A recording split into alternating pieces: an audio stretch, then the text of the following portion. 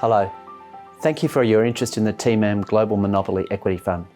My name is Gerald Stack from Magellan Asset Management and I'm the lead portfolio manager for the fund.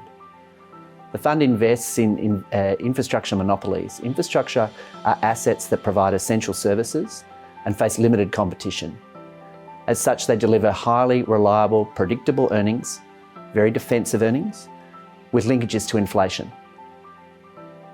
As such, these assets provide returns that will not make you rich quick, but they will grow your wealth with a high degree of confidence.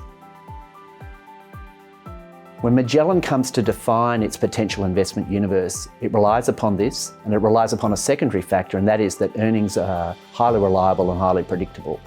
And that means we screen out companies with exposure to commodity price linkages, to competition, and to sovereign risk. So let's take those issues in turn. Competition. Competition means that companies face pressure on margins, and that means their earnings are not reliable and predictable over the long term. As a result, if a company faces competition in its earnings for more than 25% of its earnings, then we'll exclude it from our universe. The second issue we seek to avoid is commodity price. There are a number of energy pipelines around the world that essentially toll the value of the oil or the gas that goes through their pipeline systems. We don't have a view about where the oil price will be over the long term, and that makes it very difficult to invest in these companies with a high degree of confidence about their earnings over the long term. As such, if more than 25% of the earnings from a company are assessed as being exposed directly to oil price or gas price movements, then we'll exclude that from our universe. So no competition, no commodity price linkages, and the third factor for us that we seek to exclude is sovereign risk. The nature of infrastructure is that you build an asset involving a lot of capital expenditure on day one, and as the asset owner you then rely upon a long series of cash flows into the future, earnings and cash flows, to offset that original capital expenditure. Having spent that capital expenditure, the worst thing that can happen to you is that a government seeks to abrogate your rights as a private company. And all governments do this around the world. So it's critical for us that we can rely upon the rule of property law to protect our rights at court. So no competition, no commodity price, no sovereign risk in our universe. From that potential universe of 350 companies, that leaves us with approximately 140 companies with a market capitalisation of about $2 trillion US. That universe of 140 companies is made up essentially of two types of companies. The first is regulated utilities that provide water, that provide energy. And the second is infrastructure assets that provide transport, the transport of people, data or goods. So let's deal with those in turn. Regulated utilities around the world are regulated in a very similar manner, and that is the regulator allows that company to earn what is regarded as a fair return, today approximately a 9% return on equity, on their asset base. And they're allowed to charge for their service, the provision of water, the provision of electricity, the provision of gas, such that they achieve that 9% return. And they're regulated as such. Now, many investors, when they hear the term regulation, they run for the hills. They think that regulation is unreliable. We're quite the opposite. Provided there's a set of rules around regulation and the regulator has played by those rules, then regulation means that earnings are highly reliable across time and irrespective of economic circumstances. It means that earnings are highly reliable and predictable. It's definitely not get rich quick, because the 9% is roughly what you will earn each year. But you can invest in those assets with a high degree of confidence that you will grow your wealth. That's approximately 60% of our universe. The remaining 40% is transport infrastructure. These are assets that are typically regulated or face long-term contracts around price. So price is typically linked to inflation, but earnings are not regulated or constrained. As a result, if we invest in a toll road, for example, the toll will be linked to inflation, and that provides us with inflation protection. But there's no limit on what that company can earn. And accordingly, if we can identify companies where their volume parameter, their patronage measure, that is the traffic on a road, the volume of passengers through an airport, or the volume of data through a communications network, if we can identify these assets where volumes are growing for structural reasons over long periods of time, then we can be very confident that their earnings will grow with a high degree of confidence. Let's talk about performance. Performance of the TMAM Global Monopoly Equity Fund has been broadly in line with our expectations since inception. The performance of the assets has been very stable through that period, irrespective of what's been going on in the broader global economy. Valuation and investment performance is always a function of two issues, two variables.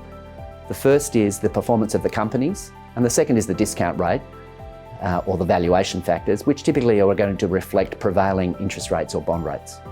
So let's deal with those in turn.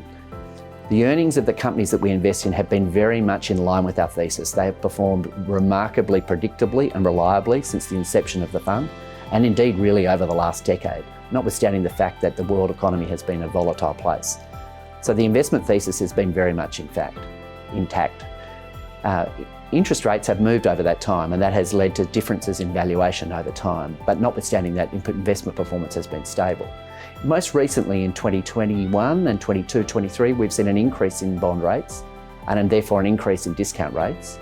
But as we sit here today, it looks to us that interest rates are reaching the end of the uptick, and therefore we're optimistic about the outlook for discount rates as we move forward. And given the strong underlying economic performance of earnings and the strong performance of the companies, combined with a stabilisation in underlying discount rates, we are optimistic about the performance of the infrastructure strategy as we move forward. I want to turn to particular sectors. There are particular sectors that we are excited by, and they are electric utilities, airports and toll roads. Electric utilities, as I mentioned before, like all utilities, generate essentially a 9% return or a fair return on their capital base. So the best way for them to grow their earnings is to grow their capital base. Today, the world faces a challenge as we transition to a net zero economy. And the plan to transition to a net zero economy really revolves around some key things that need to happen. The first is a significant expansion in renewable energy. The second is electrification economies. You might think of that as a replacement of the internal combustion engine with electric vehicles, the replacement of fossil fuel burning cars, if you like, with electric vehicles. And the third is the use of natural gas as a transition fuel. The fourth is the use of, or the development of, low to zero carbon new energy technologies. Electric utilities benefit from the first two of those issues. They can invest in renewable energy, so the expansion of renewable energy offers them investment opportunities, and that renewable energy then needs to be connected to the grid. And the electric utility is the person who will connect them to the grid and engage in capital expenditure, beneficial for their overall profitability. So that expansion of renewable energy is very much to their benefit. The second issue is the electrification of economies. Once again, electric utilities will be big beneficiaries of this. The expansion of electrification of economies is very much about the expansion of transmission, electric transmission and electric distribution. This involves significant capital expenditure and is a multi-decade theme. So we're optimistic about the opportunities for these electric utilities, not just over the next 5 years, but over the next 20 years. And they are a significant part of the TMAM Global Equity portfolio. The second sector we're excited by is airports. Airports suffered significantly in the downturn following the pandemic in 2020-21. Passenger numbers globally in aviation fell approximately 94%. So that makes it very difficult if you're an airport to make a dollar. However, those passengers have come back, and they've come back strongly. If we were talking to investors in 2020, 2021, we would have been talking to them about a potential recovery to 2019 passenger numbers in approximately 2026 or 2027. Increasingly, it looks like the world will get back to 2019 passenger numbers in most airports by the end of 2023. So it's been quite a remarkable turnaround.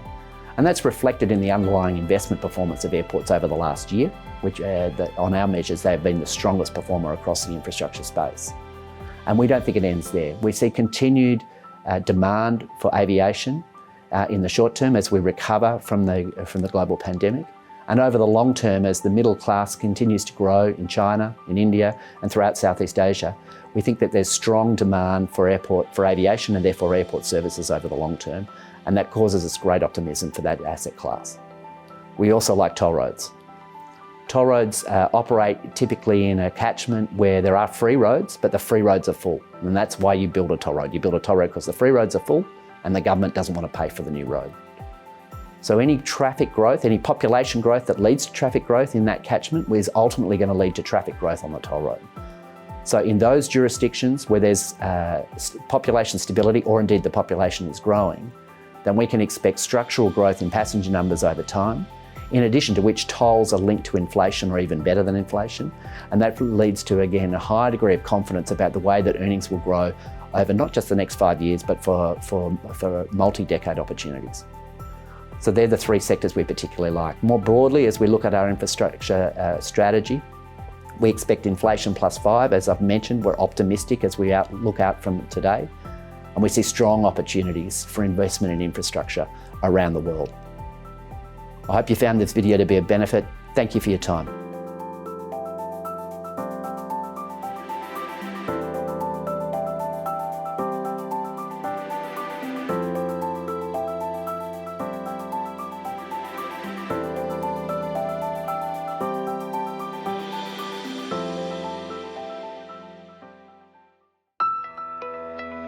投資信託なら東京海上アセットマネジメント。